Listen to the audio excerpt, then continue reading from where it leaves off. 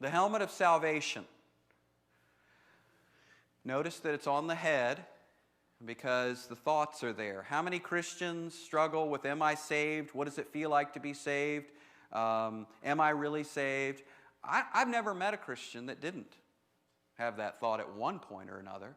I mean, to me, you wouldn't even be human if you didn't doubt about where you're at with God. It's healthy to question that to some degree, isn't it?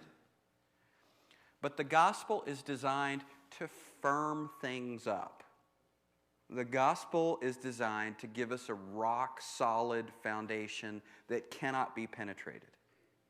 So the gospel is not saying you're 90% forgiven, it's 100. The gospel is not saying you're 90% righteous, it's 100. So it's impenetrable if we really understand it. And that's why you got to draw a line in the sand here. And you don't flirt with an 8 or a 4. You say it's 0 or 10. Because 8s don't go to heaven. They don't. 8s are not acceptable in heaven. And apparently you're raised and seated in heaven already, so you can't be an 8.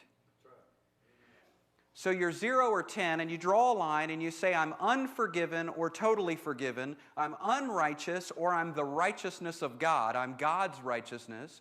I'm either totally distant and dirty or I'm 100% clean and close, and there is no gray area. You pick your side of the line and you live from it.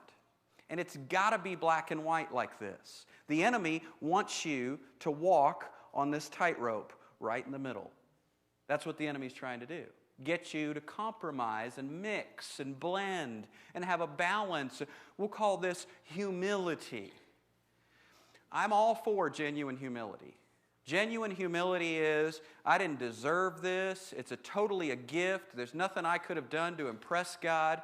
But there's another side, a flip side to humility, and that is where I take it, I receive it, I say thank you, and I own it. Amen. Real humility is saying the same thing that God says about you, no more and no less.